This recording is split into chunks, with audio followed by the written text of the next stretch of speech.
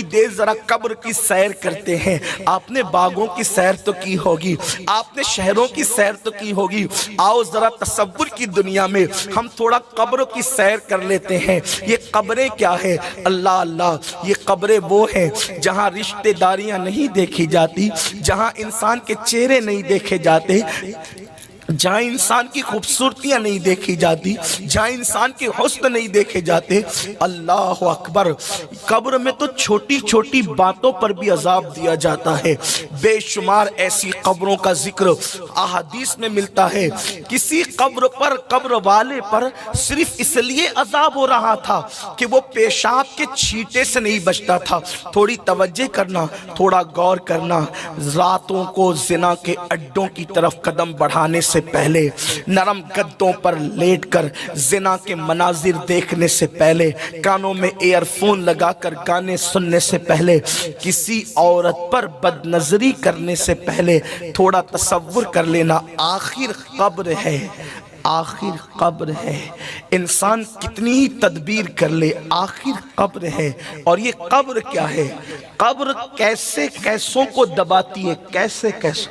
AHC academy Malegaon NEET JEE की बेहतरीन तैयारी IIT टीचरों के साथ एकेडमी की ओर से स्टडी मटेरियल भी। Admission open.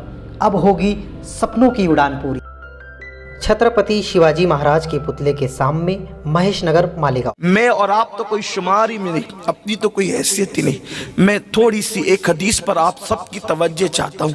बड़ी मशहूर हदीस है, सिहा में मौजूद है, उस पर आपकी तवज्जो चाहता हूँ। और आपने उसको किसी दूसरे बाब के अंदर सुना है, मैं उसको किसी दूसरे बाब में जिक्र करना चाहता हूँ। और आप सबकी तवज्जो। हम सोचते हैं अल्लाह करीम है यार, कब्र में क्या होगा, बल्कि हम तो शेर पढ़ते हैं ना, कब्र में लहराएंगे ता हश्र चश्मे नूर के। मैं भी पढ़ता हूँ, आप भी पढ़ते हैं, लेकिन याद रखना ये शेर पढ़ने के हक उनको थे जिनकी तहज्जुद भी फौत नहीं होती थी। ये शेर पढ़ने के हक उनको थे जिन्होंने जाने तो दे दी मगर सुन्नतों के खिलाफ अमल नहीं किया।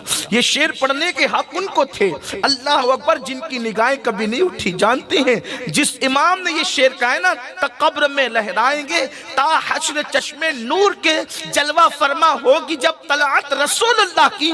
उस इमाम के खुद के शहर का बाग उन्होंने सारी जिंदगी नहीं देखा। बलपुर से वापस होते हुए अपने घर जा रहे थे, स्टेशन पर उतर कर घर जा रहे थे, तो अचानक नजर पड़ गई। तो मौलाना ईदुल इस्लाम अब्दुल सलाम से खत में जिक्र करते हैं, चलते चलते बरेली के बाग पे नजर पड़ गई।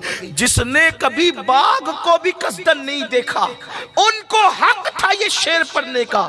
जो हीरो हीरोइन को नंगा नाचते देखे, उन्हें क्या हक है ये शेर पढ़ने? आप मुझे बताएं। आज अपने अमाल पर नजर करें, अपने अमाल पर नजर करें, और उसके बाद फिर अपनी बड़ी बड़ी बातों को देखें। आज मेरा जवान अल्लाह वालों से सुनी हुई बातों को अपनी जबान से दोहराता है। यार हम जन्नत में नहीं जाएंगे तो कौन जाएगा? जन्नत तो अपने बाप की है। ऐसा लगता है जैसे बाप से खरीदवा करके बुक करा रखा है। जिसको ये हक था कि जन्नत मेरे बाप के कहने का, वो सैयदा तैयबा ताहिरा मखदूमा कायनात सैयदा फातिमा ज़हरा अपने मुसल्ले पर रोया करती थी अल्लाह की खशियत से। और यहाँ कुछ भी जिंदगी में नहीं, ना अल्लाह के लिए रोना, ना अल्लाह के लिए अमल करना। मस्जिदें वीरान कर दी, हम जन्नत में नहीं जाएंगे तो कौन जाएगा? माँ बाप को दुख दे रहे, हम जन्नत में नहीं जाएंगे तो कौन जाएगा? सूद के लुक़मे खा रहे, हम जन्नत में नहीं जाएंगे तो कौन जाएगा? वो सूद जिसके मुतालिक अल्लाह के रसूल सल्लल्लाहु अलैहि वसल्लम फरमाते हैं, जिसने सूद का एक लुक़मा खाया गोया उसने अपनी माँ के साथ 36 मर्तबा ज़िना किया। एक लुक़मा सूद का, घुमा फिरा कर सूद के धंधे चल रहे हैं। मौलाना को कन्विंस किया जाता है, नहीं मौलाना इसका रास्ता ऐसा नहीं ऐसा है। कुदरत ने जिन रास्तों को बंद कर दिया है, दुनिया का कोई इंसान अब उस रास्ते को मुस्तकीम पर रह नहीं सकता।